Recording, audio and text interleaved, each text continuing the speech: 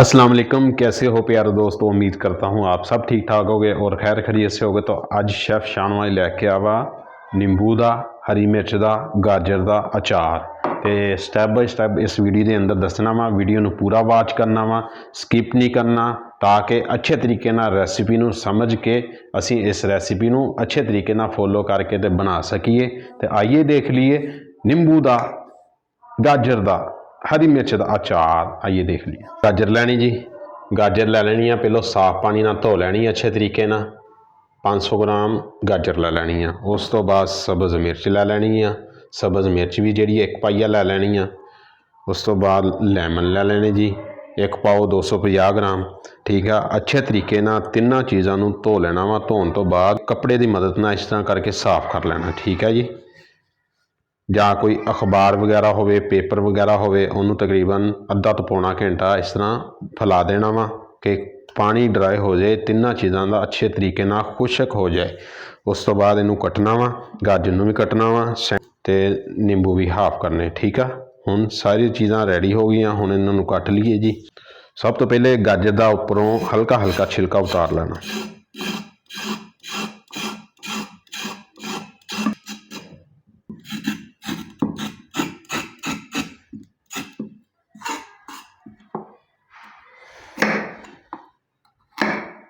ਵੱਡੀ गाजर होवे तो ਉਹਦੇ 3 हिस्से कर लेने। ठीक है, इस तरह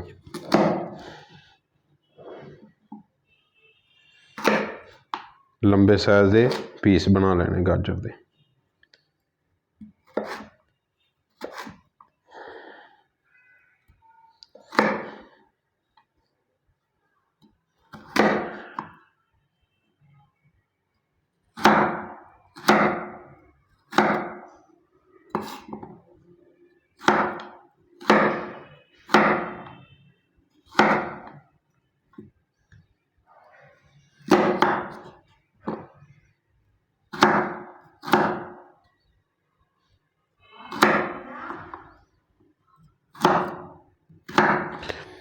ਜਿਹਦੇ ਵਿੱਚ ਮੋਟੀ ਦੇ ਵਿੱਚ ਗੁੱਦਾ ਹੋਵੇ ਨਾ ਸਫੈਦ ਵਾਈਟ ਕਲਰ ਦਾ, ਇਸ ਨੂੰ ਨਿਕਾਲ ਲੈਣਾ।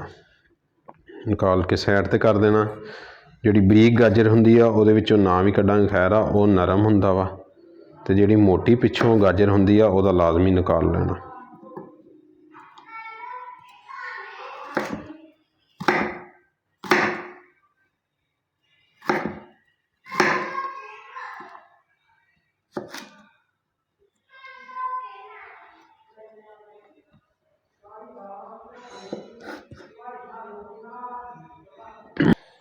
देख लो एडे एडे साइज बना लेने असी गाजर दे। ये गाजर भी हो गई जी। तो हुण लै लैनी है मिर्च हरी। ठीक है, मिर्च हरी नूं इस तरह सेंटर चों कट देना जी।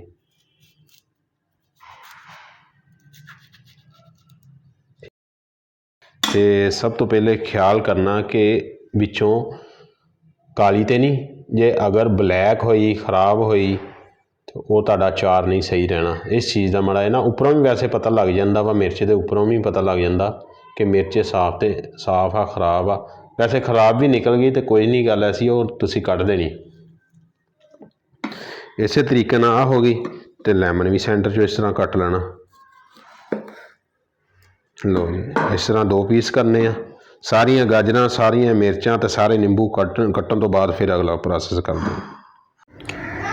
हरिया मिर्चां जिहड़ियां वा कट के अच्छे तरीके नाल अखबार उत्ते विछा लियां वा। अगर धुप्प लवाउणी है तो इनू धुप्प के अंदर तकरीबन इनू अद्धा तो पौना घंटा असीं धुप्पे पा देना। गाजरां नूं, नींबूआं नूं, हरिया मिर्चां नूं, ताकि जिहड़ा उपर पानी खुश्क हो जाएगा अच्छे तरीके नाल, थोड़ा जिहा ड्राई हो जाएगा। इहदे उपर नमी जी हुंदी है गाजर के उपर, वो अच्छे तरीके नाल ड्राई हो जाएगा तो फिर वो बहुत ज़बरदस्त बनदा इंशाअल्लाह। तो हुण असीं इनू तकरीबन अद्धा तो पौना घंटा सुखा लिया वा। हुण इहदा बनाउणा असीं अचार। फटाफट तैयारी करिए अचार की। आइए देख लीए। मसाले मिक्स कर लेने जी। मेथरे लै लैने आ 50 ग्राम। बर्तन जिहड़ा साफ सुथरा लैना वा, खुशक बर्तन लैना वा, उन्होंने पानी ना लगा होवे।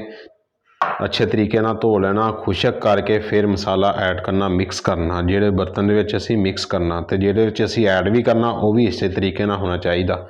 कलवंजी लै लैनी है जी 1 टेबल स्पून। सौंफ लै लैनी आ 2 चम्मच जी। सौंफ नूं थोड़ा मसल के ऐड करना जी, ताकि अच्छे तरीके नाल फ्लेवर अचार दे अंदर आ जाए।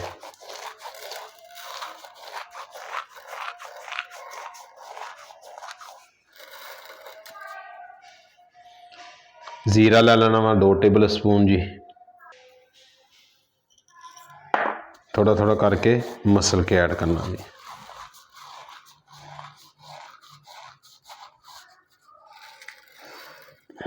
नमक लै लेना वा 100 ग्राम।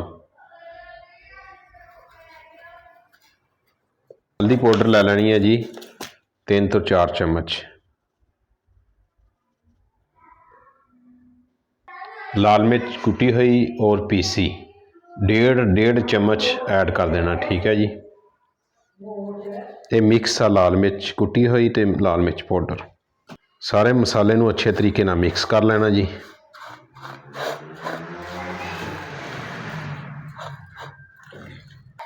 मिक्स हो गया अच्छे तरीके नाल मसाला।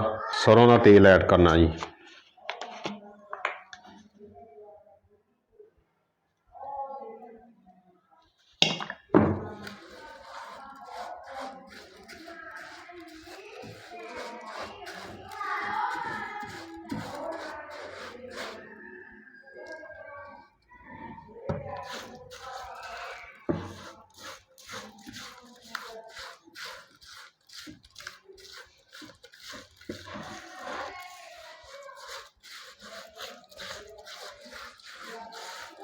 जी मसाला साडा रेडी हो गया।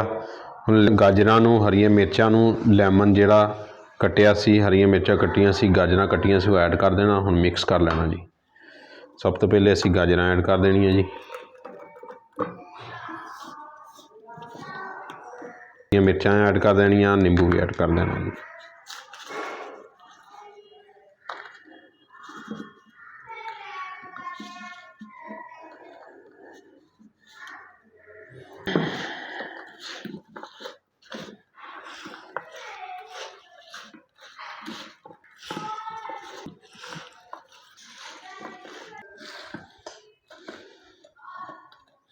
अचार अच्छे तरीके नाल मिक्स हो गया जी, ये देख लो ज़रा, अच्छे तरीके नाल मिक्स हो गया। हुण जार दे अंदर ऐड कर देना जी।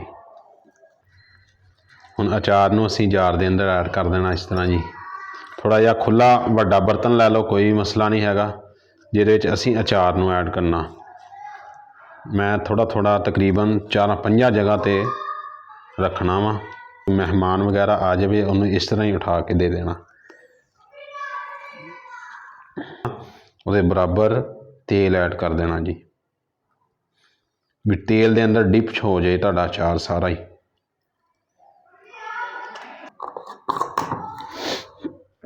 अचार माशाल्लाह रेडी हो गया।